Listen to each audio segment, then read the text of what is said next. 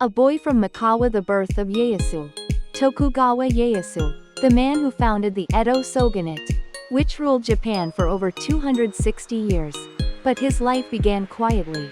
In 1543, in a small region called Mikawa, in today's Aichi prefecture, a boy was born.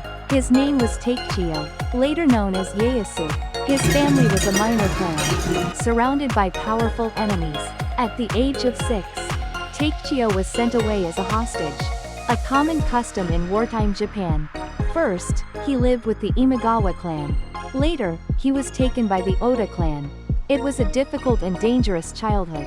But through this, he learned. To survive, I must become strong. He studied, practiced martial arts, and waited for the right moment. In time, he changed his name to Ieyasu, and grew into a leader who would shape the future of Japan. This is the beginning of his long journey. His name Tokugawa Ieyasu. From hostage to warlord. Tokugawa Ieyasu, once just a hostage in a rival clan's house.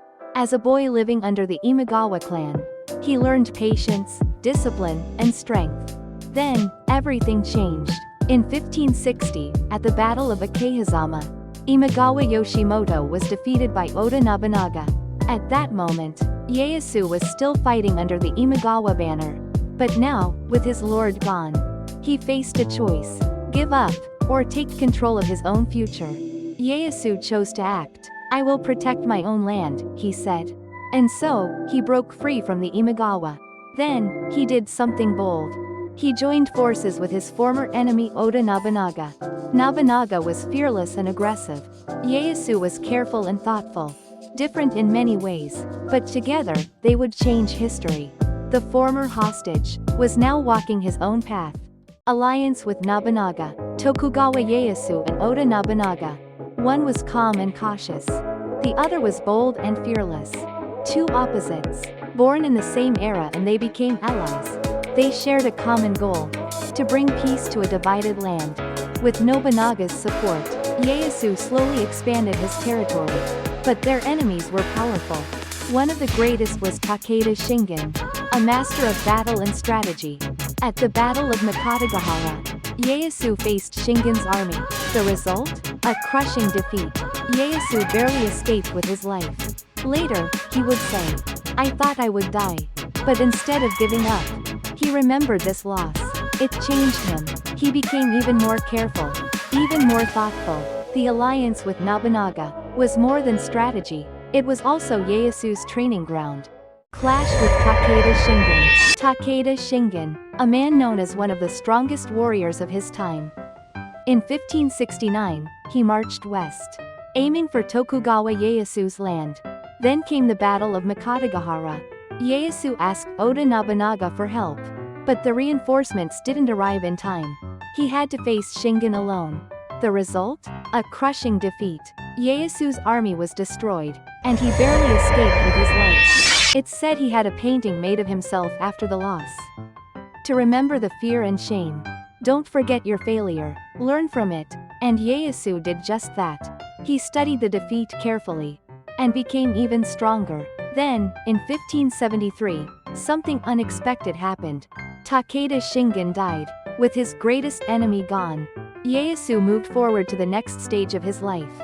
Only those who accept failure can become true winners. Serving the unifier Hideyoshi. After Nobunaga's death, a new leader rose to power, Toyotomi Hideyoshi. He quickly expanded his rule, defeating rivals and uniting most of Japan. Tokugawa Ieyasu chose to serve Hideyoshi. But this wasn't just obedience. Ieyasu was waiting. He served while quietly preparing for the future. There was silent tension between them. In 1590, during the siege of Odawara, Hideyoshi ordered Ieyasu to move his base to Edo. At that time, Edo was a quiet, rural area. Few people lived there, but Ieyasu said, "I will make this the greatest city in Japan." He began building Edo roads, canals, and towns. He was planting seeds for tomorrow.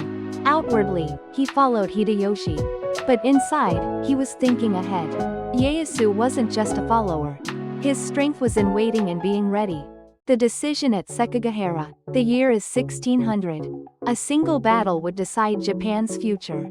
The Battle of Sekigahara. After Toyotomi Hideyoshi's death, there was a power vacuum. Tokugawa Ieyasu believed, now is the time to act. But he wasn't the only one. Ishida Mitsunari, a loyal Toyotomi officer, stood against Ieyasu. Lords across the country took sides. Ieyasu's Eastern Army versus Mitsunari's Western Army. On October 21st, at Sekigahara, the battle began under a sky of heavy silence. But Ieyasu had planned well. He had secretly arranged betrayals inside the enemy. Kobayakawa Hideaki, originally on the western side, suddenly turned and attacked his allies. That moment changed everything. Ieyasu won. He now held control over Japan.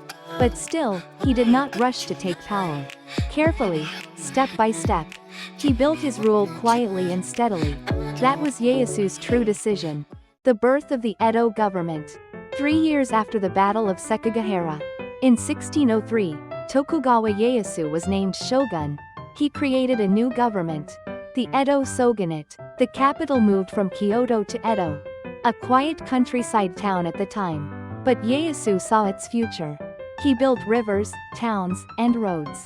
People came. Edo grew fast. He gave warriors rules, let farmers protect their land, and gave merchants ways to prosper. It was no longer about force. A new era began, one led by systems, not swords. Ieyasu united the land, not with war, but with governance. He took the first step toward a long peace. This Edo shogunate would last 260 years. Ieyasu's name is remembered, not just as the man who took power, but as the man who built an era. The final decision passing the title. Just 2 years after becoming shogun, Tokugawa Ieyasu gave the title to his son, Hidetada.